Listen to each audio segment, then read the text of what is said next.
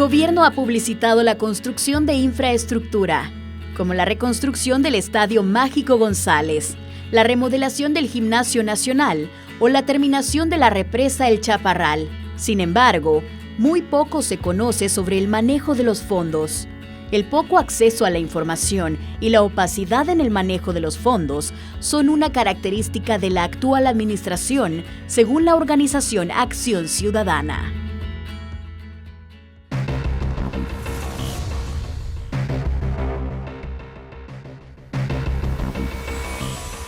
El acceso a la información es un mecanismo preventivo de la corrupción y además es un mecanismo que detecta la corrupción, o sea que puede servir a la sociedad para que los tribunales de justicia juzguen a personas que han cometido actos de corrupción.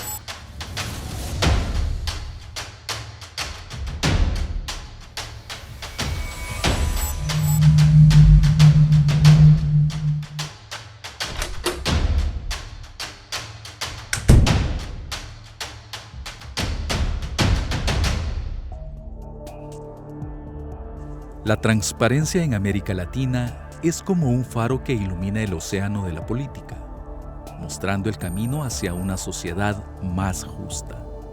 Es un eco que resuena con la verdad, un río de confianza que nutre la democracia. Bajo su luz, florecen oportunidades económicas y un futuro donde la corrupción se disipa y la esperanza de un mejor futuro renace en los ciudadanos.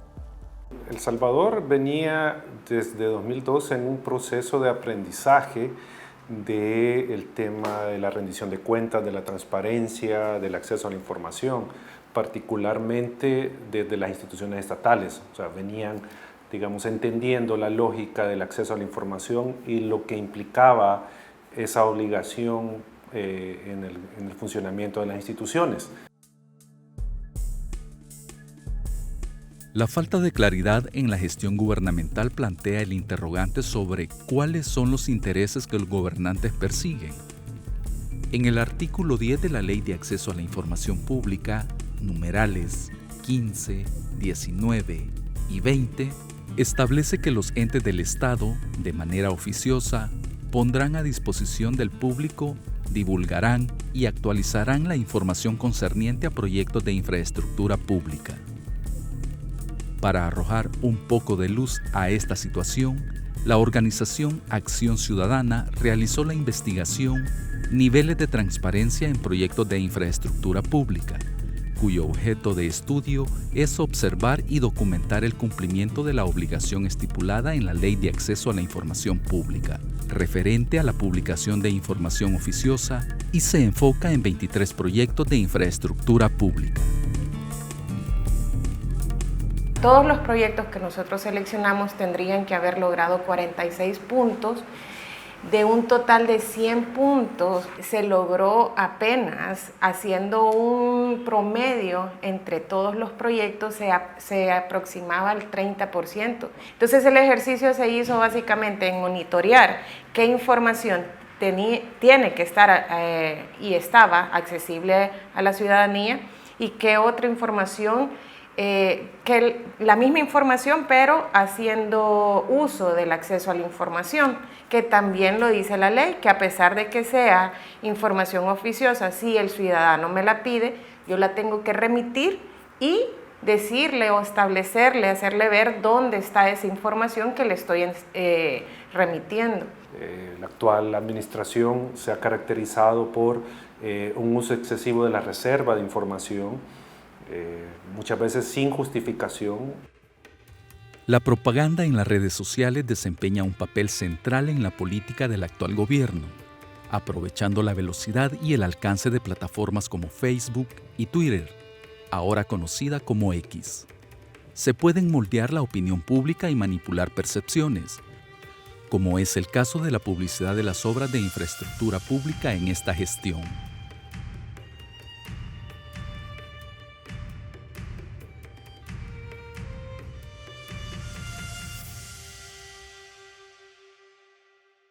Bueno, yo creo que en general, y eso historiadores como Héctor Lindo lo han trabajado mucho mejor, el mejorar las obras de infraestructura es un gran recurso comunicacional porque es algo muy visible y que afecta, digamos, ya sea las conexiones cotidianas de la gente. Bueno, yo creo que este gobierno sí tiene, la mayor fortaleza que tiene es una fortaleza comunicacional.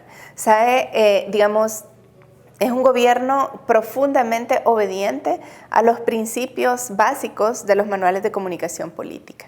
Y esto implica comunicar todo el tiempo, comunicar de manera exitosa, conocer muy bien los miedos y, digamos, las pasiones de la gente con la que te quieres comunicar.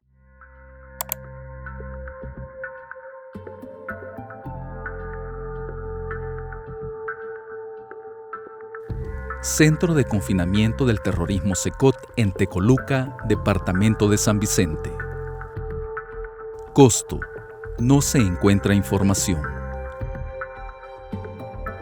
Financiamiento: no se encuentra información. Empresa constructora: no se encuentra información. Plazos y avances: no se encuentra información. 0 puntos de transparencia. Nota: sin importar que en la Ley Especial para la Construcción de Centros Penitenciarios se establece que los procesos de contrataciones deberán publicarse en Comprasal, el MOP ha declarado en reserva todo tipo de información de este proyecto. Bueno, es que yo creo que el gobierno ha aprendido las lecciones que dejaron los 30 años de gobiernos anteriores en democracia, y es que una de las cosas que más erosionó la imagen pública de estos gobiernos fue justamente el conocer los malos manejos de ciertos fondos. Entonces, este gobierno comunicacionalmente lo que dice, digamos, la moraleja es no des cuentas. Es un juego de actores, ¿verdad? Y cada actor tiene un nivel de interés y tiene un nivel de poder, ¿verdad? Y al mismo tiempo el nivel de interés tiene diferentes fuentes, ¿verdad? Si el nivel de interés es una decisión política, ¿verdad? Entonces, y el poder que se tiene es elevado, muy probablemente esa sea la estructura que va a regir la génesis y la implementación del proyecto. Rendición de cuentas no es, bueno, el año pasado gastamos $100,000 en esto. Esa es una parte, esa es información que sin duda es importante. Pero en rendición de cuentas es, gastamos $100,000 en esto y lo gastamos por estas razones. Bueno, sí, nosotros hacíamos esa reflexión al final del informe y decíamos de que es probable de que porque hay proyectos que son financiados con fondos exteriores, con fondos de organismos internacionales como el Banco Mundial, el BID, el BCIE, hay información que tiene que estar accesible. Energía. Proyecto de construcción central hidroeléctrica 3 de febrero en el departamento de San Miguel. Costo: $301,600,000. Empresa: diferentes empresas entre nacionales y extranjeras. Plazo de contratación: plazos variados dependiendo de cada contrato. 11 puntos de transparencia. Nota: Represa hidroeléctrica El Chaparral, ahora conocida como Presa 3 de febrero. Inició como proyecto en el 2009 y se tenía acceso a los avances hasta el 2021. Se ubicaron en Comprasal un listado de 323 contrataciones referidas al proyecto. Actualmente se ha declarado en reserva y no se puede consultar ninguna información con respecto al proyecto. Digamos que los primeros años, las primeras obras de infraestructura, siempre se dijo, esas obras de infraestructura en realidad las habían hecho gobiernos anteriores, pero eso no importa porque en la percepción de la gente los gobiernos anteriores no las hicieron. Las hizo este gobierno, que es el gobierno que comunicacionalmente lo presenta. Esa es una deuda pendiente, considero yo, en los procesos de consulta para intervención, no solamente de proyectos de esta índole, sino que también proyectos habitacionales de interés social. La consulta ciudadana en sí misma es una metodología que tiene por finalidad reconocer y valorar el sentir y la percepción de las personas, de los habitantes cercanos, frente a un cambio en su entorno próximo, o sea, en su hábitat. Eso posibilita que se administre mejor el dinero, que se invierta más conscientemente y más asertivamente para beneficiar a la ciudadanía. Por ejemplo, una obra de ordenamiento vial pues, no serviría de mucho si siguen aumentando el número de vehículos privados, por ejemplo, ¿verdad? Sino que lo ideal sería poder promover el uso del transporte colectivo, ¿verdad? Para que esa obra también tenga un impacto positivo sobre la ciudad. Actualmente el instituto es lamentable como a pesar de que uno ponga recursos o ponga quejas, está casi que, digamos, inoperante para el ciudadano. La consulta pública en proyectos de infraestructura es esencial para una toma de decisiones democrática. Brinda a los ciudadanos una voz en las decisiones que afectan sus vidas y entornos y promueve el desarrollo sostenible al abordar cuestiones medioambientales y sociales. Esto fomenta la responsabilidad gubernamental y fortalece la participación ciudadana en la gestión pública, situación que está muy alejada de la percepción que tienen los habitantes de Acajutla sobre el Tren del Pacífico. Este proyecto está calificado de la siguiente manera en la investigación de Acción Ciudadana. Proyecto de transporte Tren del Pacífico. Ubicación: no se encuentra información. Costo: no se encuentra información. Financiamiento: BCIE y Fondo Fiduciario de Corea del Sur, KTF. Empresa: Susung Engineering. Plazo: resultados a entregar septiembre 2022. Fuente: página web de CEPA. 0 puntos de transparencia. Nota: no se pudo identificar ninguna documentación que sustente los comunicados de prensa de dicho proyecto. El estudio de factibilidad se adjudicó en el año 2021. Se desconocen los avances. Solamente lo que en realidad el gobierno ha vociferado, lo que es la cuestión del Tren del Pacífico. No sabemos si va a ser para el público o va a ser para solo las empresas, para movilizar carga. Una de las cuestiones que sería bueno que fuera público, pues que fuera de transporte público. ¿Por qué? Porque se facilitaría las trabazones. Hay mucha gente que madruga para San Salvador. Eso le facilitaría para transportarse, pues llegar en un momento justo, porque se supone de que estos tienen su hora de llegada, su hora de salida y hora de llegada. Educación y cultura. Biblioteca Nacional de El Salvador. Costo: $54 millones según publicación de 3 de febrero de 2022, sitio web de Presidencia. Donación de la Cooperación de la República Popular de China, personal de la República Popular de China, según convenio. Plazo de ejecución o avances: no se encontró. Fuente: comunicado de prensa. 0 puntos de transparencia. Nota: se ha declarado en reserva la información por 7 años debido a que existen procesos deliberativos, procesos judiciales y administrativos pendientes, y por ventaja indebida a terceros.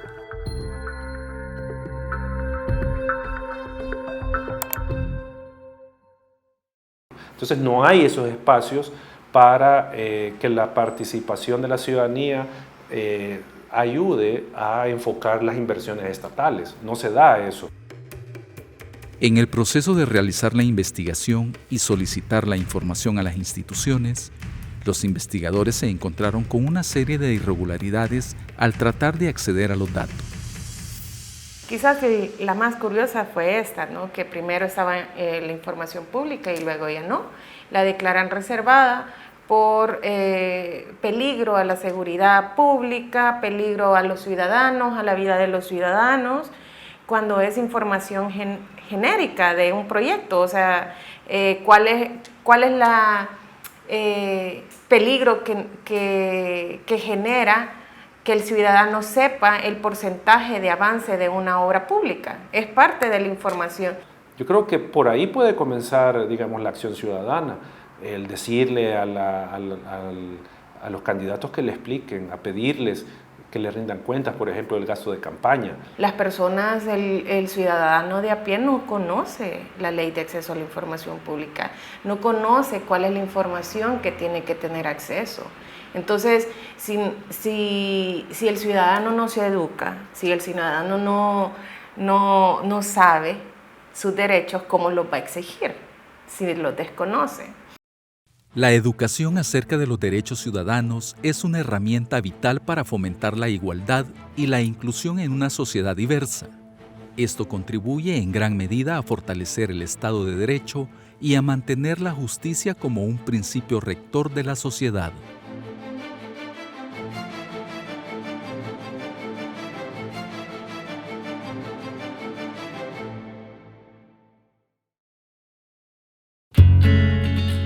A continuación, el editorial.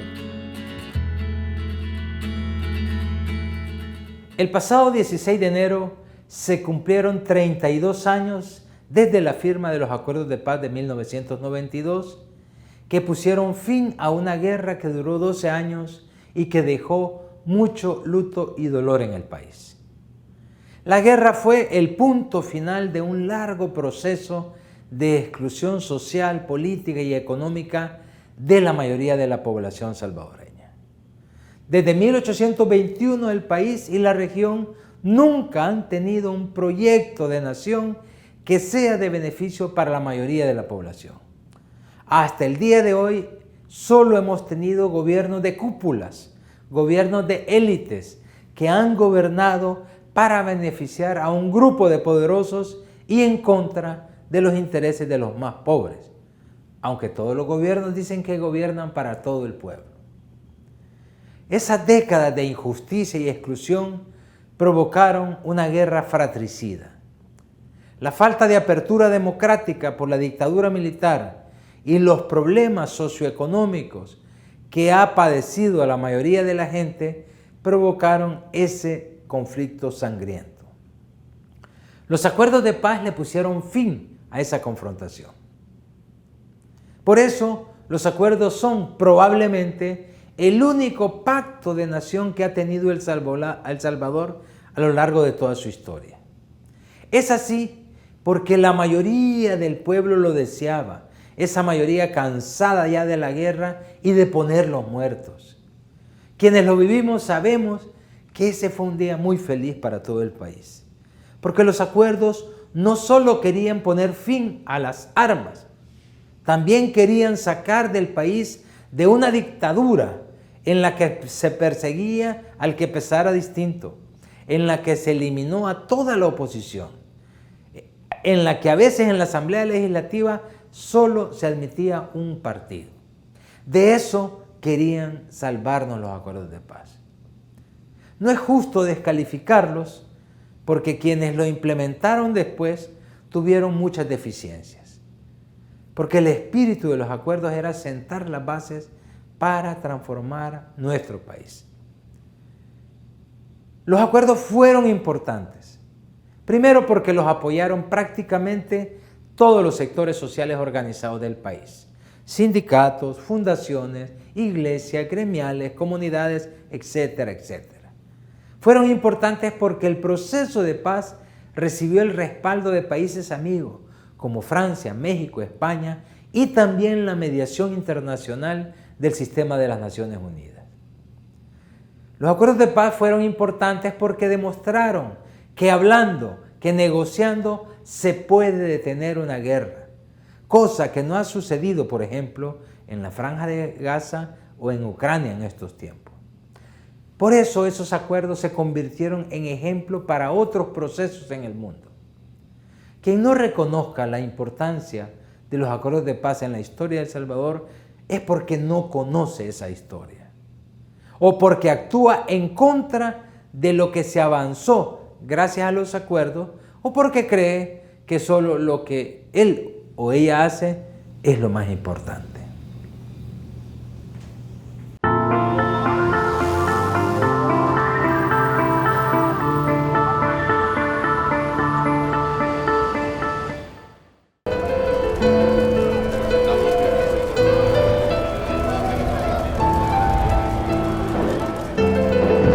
Le íbamos a dar la última gota de sangre. Si allá vamos los niños a enterrarlos, vamos.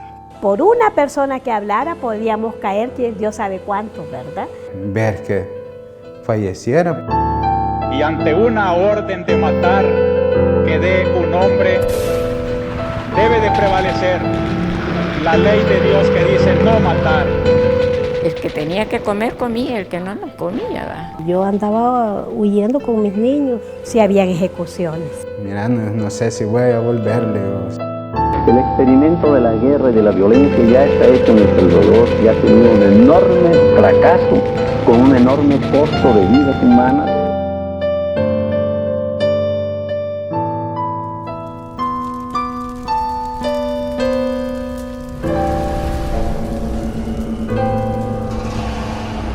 Bienvenidos a Memoria de Vida. En este capítulo abordaremos cómo la guerra cambió la vida de salvadoreños y salvadoreñas. Para algunos, una guerra ajena. Para otros, la lucha por un país mejor. Los miedos, la entrega, las muertes, los aprendizajes y la supervivencia se convirtieron en el día a día de un país enfrentado en una guerra fratricida.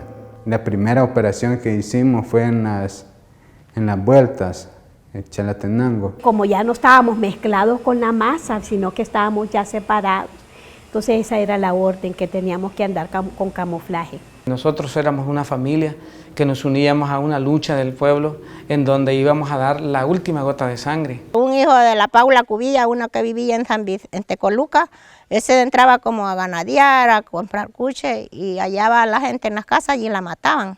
Porque el ejército los buscaba a mi esposo y decía que a toda la familia. Eso me tocó, pues, emigrar para el refugio porque no tenía dónde estar. Tipo 6:30, hacer disparos al aire para que toda la gente se guardara en sus casas, ¿no?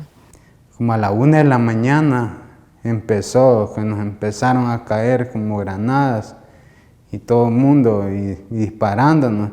Y nosotros no hallábamos a dónde meternos, como no habíamos hecho trincheras.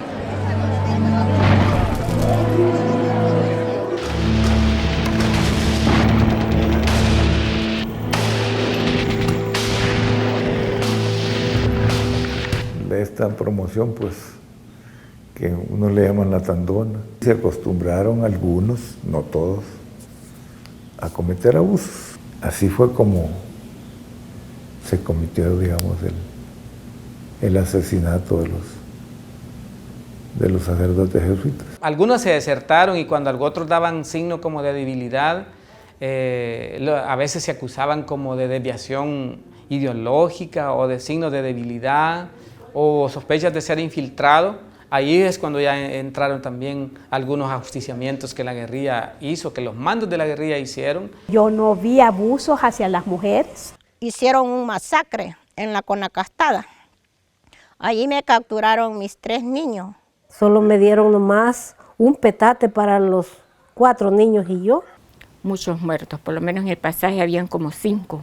En el centro de entrenamiento había un grupo de asesores del ejército de los Estados Unidos y uno de ellos el mismo día me manifestó que era del batallón Atracat, los que habían asesinado a los padres.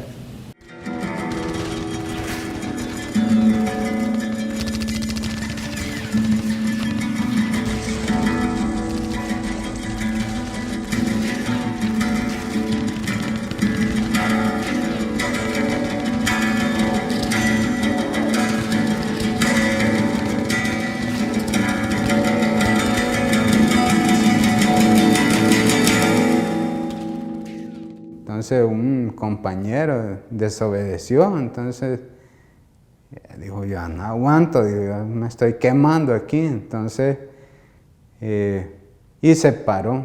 Fue parándose él y fue el impacto que escuchamos.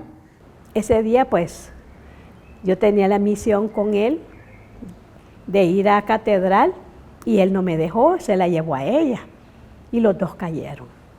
Era demasiada la gente y era poca agua que había para la higiene, poco servicio sanitario, que era un sótano oscuro, en donde no mirábamos luz todo el día. El intervencionismo gringo es más marcado, las flotas de helicópteros, las flotas de aviones, le renovaron a la Fuerza Armada la Fuerza Aérea, tropas especiales entrenadas en Estados Unidos entraron en combate directo. Y se quedó la casa sola, agarró fuego, se quemó la casa. Pero me dije, ni Margarita, se está quemando su casa. Pero ¿qué se podía hacer? No se podía salir. Y me dieron. ¿Qué hacíamos? Porque no nos podíamos mover. Si lo que nos tocó es ver que falleciera, pues. Ahí no podíamos salir, porque se daban pues problemas así con el ejército al salir. Siguieron tirando toda la noche, el día siguiente. Y los fuimos a buscar a los niños porque eran unas quebradas, unos barrancos, espineros.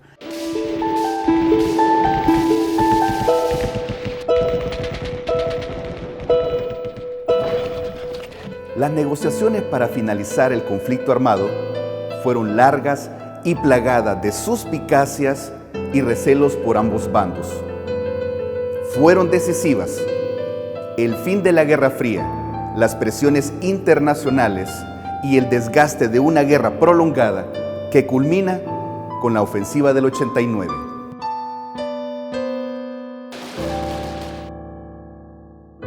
Mi casa todavía tiene un montón de hoyos de los palazos que tiraban. Al ver que ninguno de mis superiores jerárquicos hacían nada, fui a hablar con el presidente Cristiano y se lo hice saber también.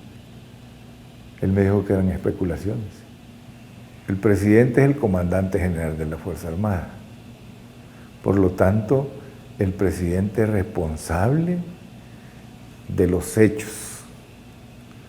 Es responsable de no haber investigado, de no haber tomado una actitud firme. Sí, eso fue en el 90, en los años, ahí por febrero, marzo del 90, ¿verdad? Y no hicieron nada. Y hoy todavía lo siguen negando. Había un cansancio que era marcado en ambos bandos porque habían deserciones también por el desgaste de la guerra en la Fuerza Armada y en la guerrilla. Mientras estábamos las 5 familias detenidas, pasar la gente por otro lado. Por otro lado entró la gente y el ejército no se dio cuenta, porque los tenía atrapados a nosotros allí. Ojalá que esto termine, que la guerra termine.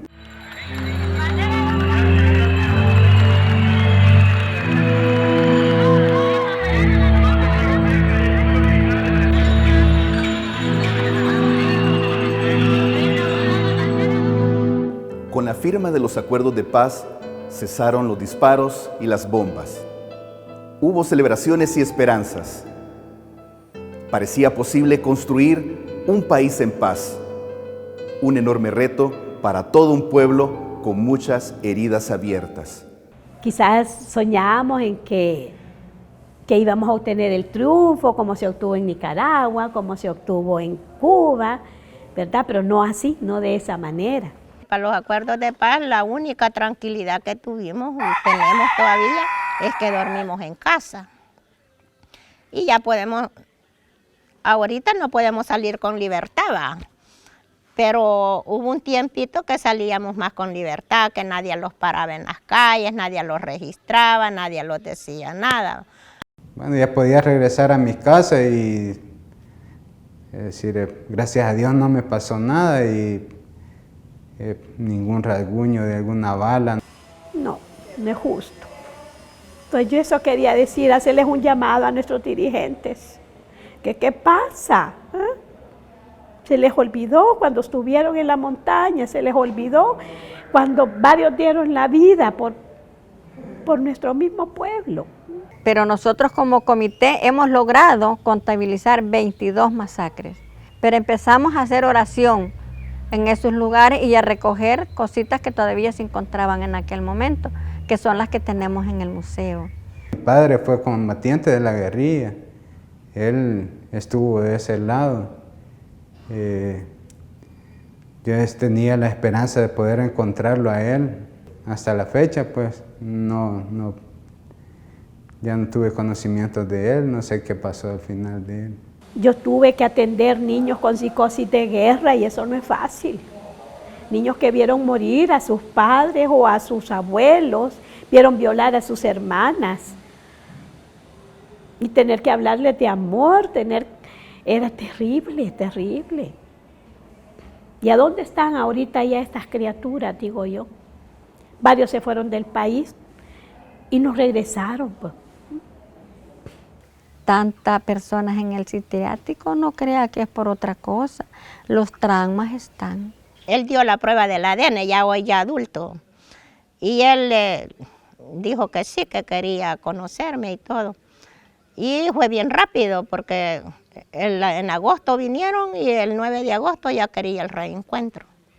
Entonces, así fue como Probúscar lo reencontró también.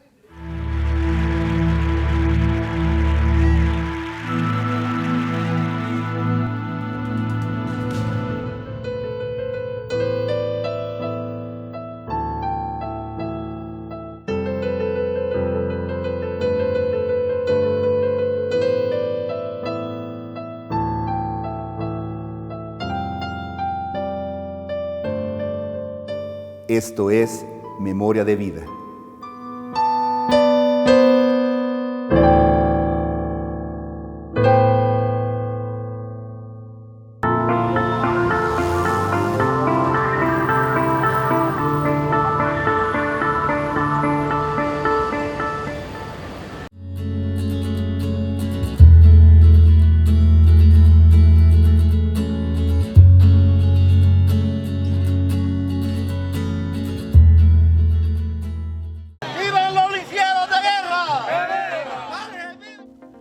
Cientos de personas marcharon para conmemorar el 32 aniversario de la firma de los acuerdos de paz pactados entre el gobierno y la exguerrilla en 1992, que puso fin a la guerra civil y que marcó el inicio de un modelo de democracia. Los lisiados de guerra aprovecharon para reclamar al gobierno el cierre del Fropolid, instancia gubernamental que atendía a la población que adquirió alguna discapacidad en la guerra. Estamos repudiando que el gobierno dice que los acuerdos de paz fue una farsa, y eso no fue una farsa. Nosotros tampoco somos una farsa. Nosotros estamos lisiados y los pencazos que nos cayeron eran reales, no eran una farsa. Podría ser posible que voten los monumentos que significan la reconciliación, pero nosotros tenemos en el corazón y la mente nuestra propia memoria histórica, y esa no la puede borrar nadie. Porque los lisiados y lisiadas de guerra somos hombres y mujeres, testimonio vivo, que hemos dado parte de nuestro cuerpo porque soñamos que El Salvador del 70 podía ser un mejor El Salvador. Compañeros y compañeras, me quiero referir a los retrocesos que está teniendo este país. Como sector lisiados y lisiados de guerra, en el 2022, vaya qué regalo de Navidad nos regaló este gobierno, cerrándolos el Instituto de FOPROLIC, que era la ley que había nacido fruto de los acuerdos de paz, donde consagraba los beneficios para cada uno de los y las lisiadas de guerra, de la Fuerza Armada, del FMLN y del pueblo salvadoreño. El movimiento de víctimas del régimen de excepción que participó de la marcha reclamó al gobierno por las detenciones que, según ellos, han realizado contra personas que no tienen nada que ver con las pandillas. Además, cuestionaron el cierre de espacios y los retrocesos democráticos que experimenta El Salvador a 32 años de la firma de la paz. Vengo porque se llevaron a mi hijo, el 24 de febrero va a tener 1 año. Se lo llevaron, solo lo encamaron al carro, lo aventaron y me lo golpearon. Y es injusticia porque él está trabajando conmigo, trabaja. 1 año tiene estar preso, mi hijo. Yo quiero que lo liberen porque es injusticia lo que han hecho. Primeramente por mi hijo, porque injustamente se lo llevaron. Ya tiene 2 años, va a ajustar 2 años ya. Y ando carta de libertad de él y no me lo entregan. Llego al penal allá y me dicen, no, ese documento no sirve, me dicen. Y no me lo dan. Hace como 4 meses que yo ando esto. Estamos viendo obviamente un país con falta de Estado de Derecho, una persecución política, existe orden de libertad a compañeros presos políticos que este gobierno no los quiere liberar, que Osiris Luna está cometiendo delitos por no liberarlo, que están intentando atacar a las organizaciones, a las vocerías, y nosotros estamos respondiendo con más lucha. Decirles que no le tenemos miedo. Este país ya vivió 12 años de guerra, muertes, masacres, y a pesar de eso seguimos en pie de lucha. Este es un mensaje, una guerra contra la corrupción, en el cual el presidente se queda sin gabinete y que sigue protegiendo a los corruptos que tiene en su gobierno. Eso es lo que estamos viendo y lo que estamos denunciando. Y mientras tanto, miles de salvadoreños inocentes siguen muriendo en centros penales.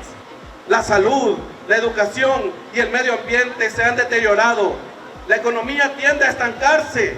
Hay más desempleo, más inflación y más deuda pública, mientras la riqueza se concentra en una minoría empresarial opulenta y a la que pertenece el clan gobernante. Los participantes de la Marcha por los Acuerdos de Paz pidieron a la población crear un bloque de unidad que obligue al gobierno a poner un alto a las detenciones ilegales, un alto a la expropiación de tierras y a la persecución de la clase trabajadora que se gana la vida en el comercio informal. La clase social organizada rechaza la reelección del presidente Bukele, quien ha cerrado espacios a la participación. ¡Las calles se conquistan! ¡Con lucha organizada! ¡Con lucha organizada! ¡Las calles se conquistan! ¡Con lucha organizada!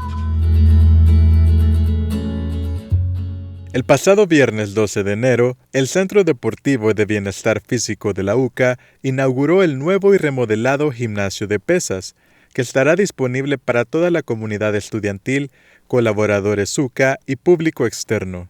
El gimnasio cuenta con 20 máquinas para ejercitar y fortalecer las diferentes partes del cuerpo. El director del Centro Deportivo y Bienestar Físico de la UCA comentó cómo fue el proceso para la remodelación del nuevo gimnasio.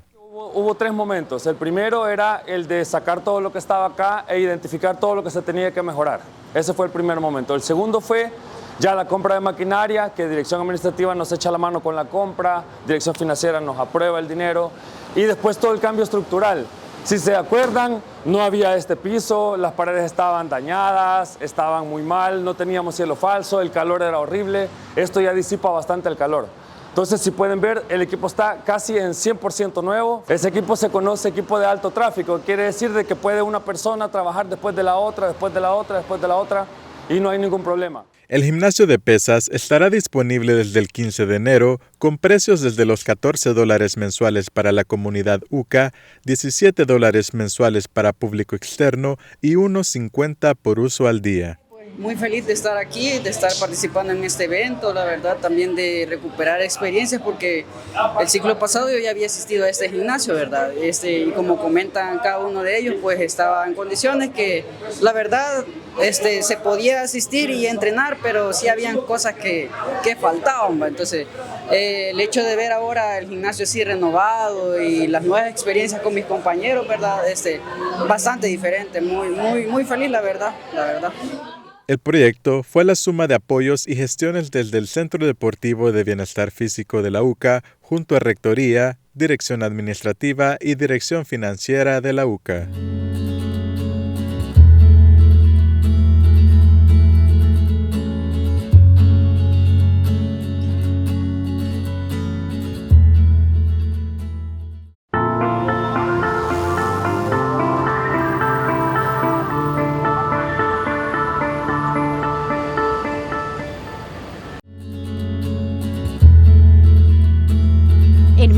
damos paso a la sección musical.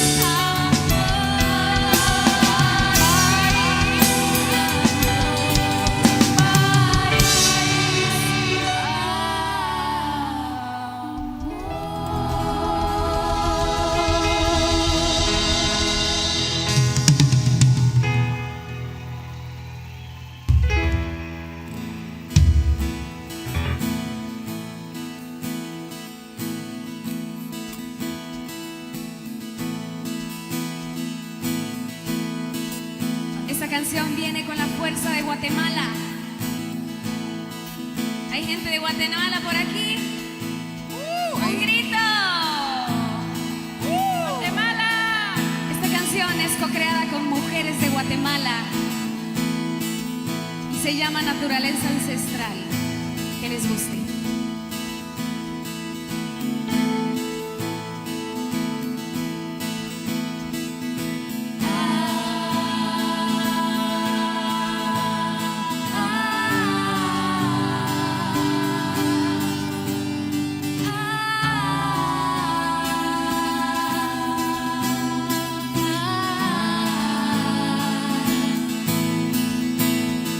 La historia nos dirá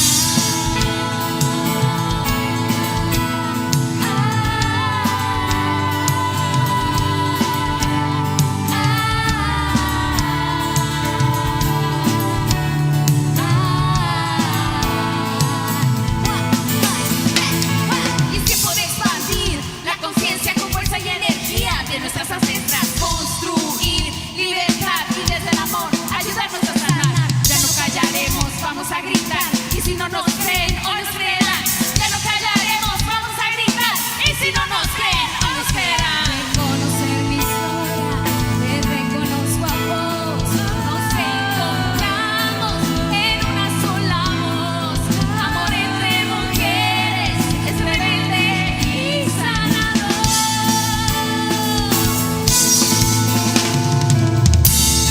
Imaginar, hacer, crear, sacar fuerza y transformar. Nuestro cuerpo y decisión se deben de respetar. La historia que contamos hoy, resistencia del amor, de las ancestras que cuidan esa tierra de verdad.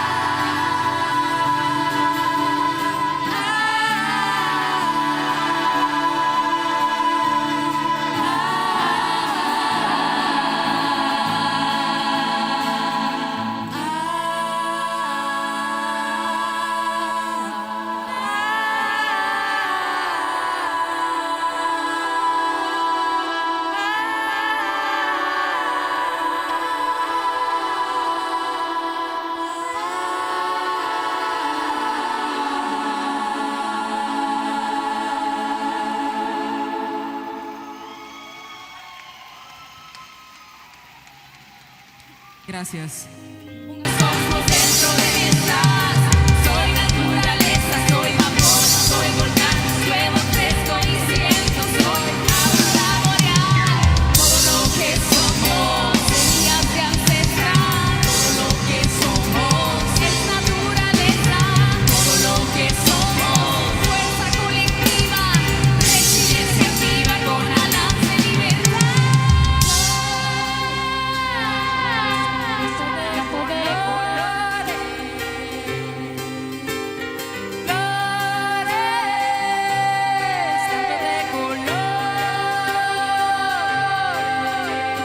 Busco la fuerza que hay dentro de mí, tal como si fuera espina de flor. Vamos con fuego en la voz, vamos con fuerza de transformación. Busco la fuerza que hay dentro de mí, tal como si fuera espina de flor. El caos con fuego en la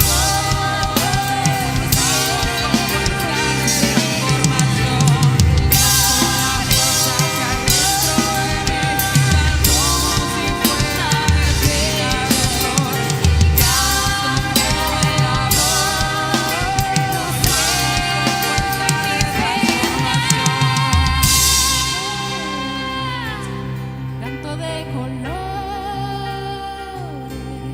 las raíces no tienen pasaporte.